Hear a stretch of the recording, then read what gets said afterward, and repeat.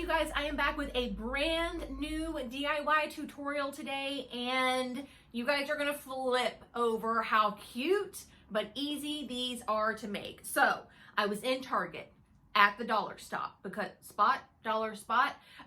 who doesn't stop by the dollar spot every single time they go to Target? And they had this little 3-pack of cord keepers for $3, $1 a piece. And I thought, I bet I can make that for free. Now, $3 is not a lot, but when you can use scraps that you already have and use materials that you already have, make it yourself. Isn't it like 1,000 times better? So I have come up with, I really didn't reinvent the wheel for this. I just got to use my noggin a little bit and put together a tutorial for you guys. But once you watch it, you're going to be like, oh yeah, obviously. Why didn't I think of that?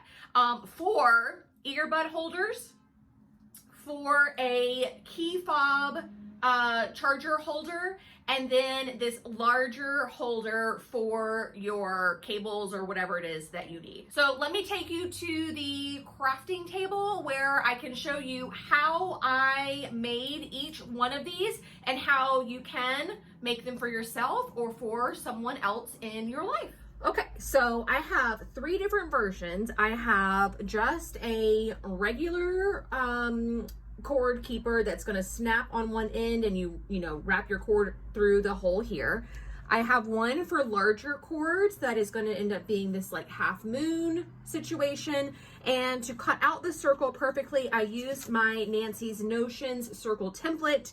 I used the 3.5-inch circle, but feel free to make a 4-inch circle if you've got like if you want to keep like extension cords or I don't know, anything that's really, really large, like larger than anything you'd use on electronics. You can use the 4-inch one or even go smaller. I love this circle template thing. It makes making circles so easy, as you can imagine. So that'll be linked in the description box. I also made one that is a keychain version, you guys. So to make this is the same way of making this guy here, except I made it 1 inch longer, folded 1 inch over, hooked in a swivel snap hook. Obviously in a perfect world, I would have gotten this like brass color, but it's a pandemic and I'm just using things I have around the house, and I happen to have this one, so that's what we're going with.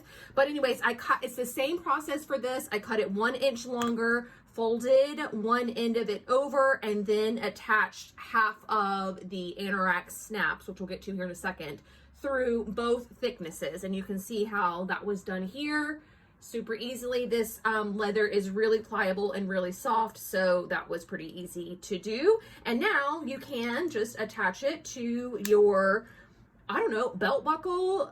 You can attach it to like a dongle on your coat. You can attach it to a hook in your purse, whatever you need to keep whatever cord it is nice and close by. A charger, earbuds, whatever. I thought that one was super, super chic. Okay, this is how easy it is to do. And mostly this is a lesson on how to use these little snap kits that you can find at the craft store. It looks intimidating because there are a gajillion different parts, but honestly, the instructions are pretty good once you can decipher what they're trying to tell you. But I'm going to show you how to do it here.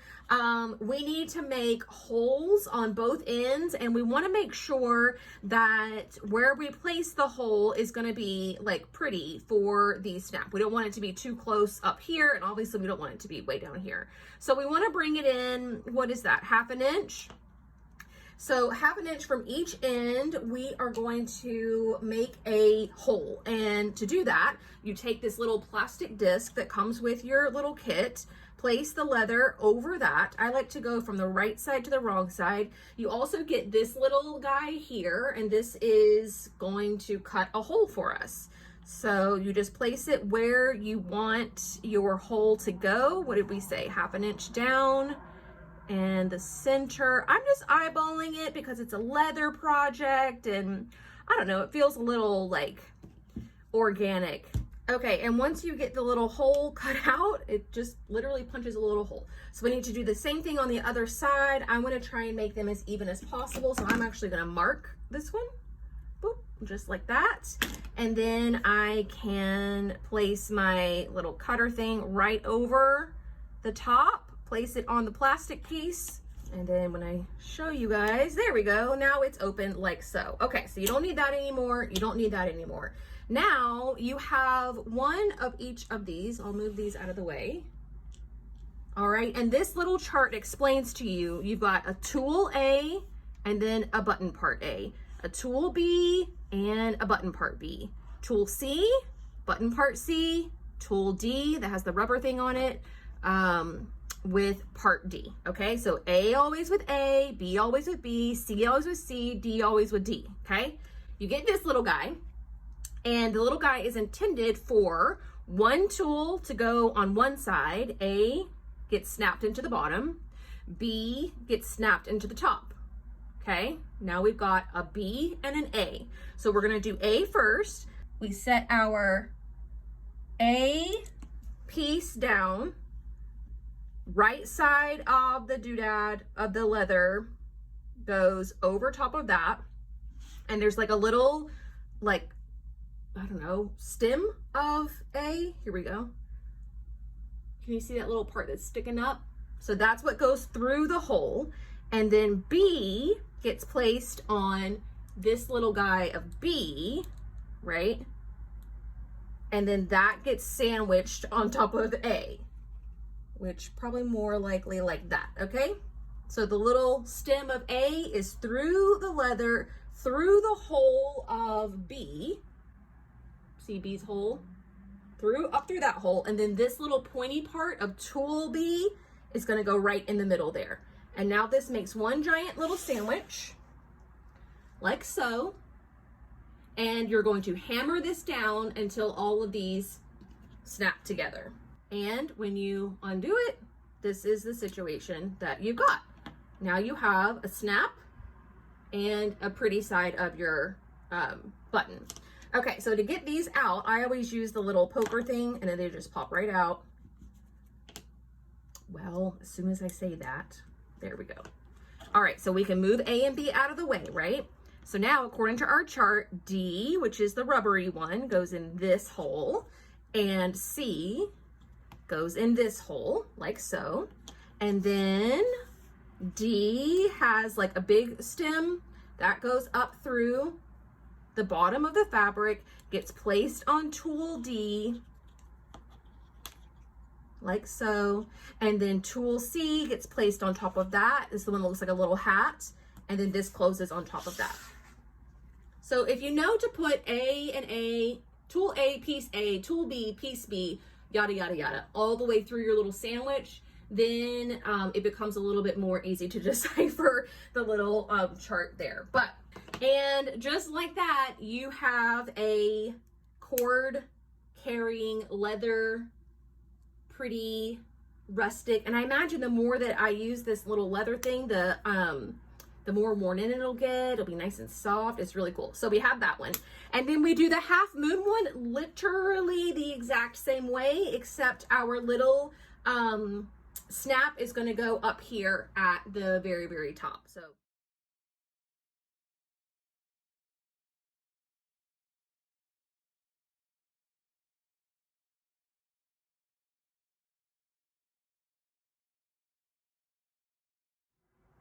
you guys can seriously crank out a gajillion of these in literally no time. How cute! So I have a set of 3. Obviously, go to town, get creative. You could even do like flower shapes, heart shapes, whatever you want. Go nuts. If you wanted to attach it to a lanyard, you could get a lanyard hardware thing. You could really, really just be super, super creative with these. So I told you it was pretty simple, pretty straightforward. It's just a matter of a couple of measurements and then some hammering and you're good to go. I have everything linked in the description box that I use to make these. I have the circle template from Nancy's Notions. I have the exact anorak kit that has the tool and everything in it. What else did I use? Oh yeah, the little key fob holder thingy. I've got that linked to Amazon. Actually, the one I bought was from Hobby Lobby, so it was like one of them for however much they cost. The ones at Amazon are much more affordable, and you can get them in a bunch of different finishes as well. So that's what I've linked in the description box for that. Otherwise, grab some scrap leather and get to hammering. But that is going to do it for me today. Thank you so much for watching. And if you guys end up making these and posting a picture of them on the internet, please tag me. I'm at Inside the Hem everywhere. See y'all soon. Bye.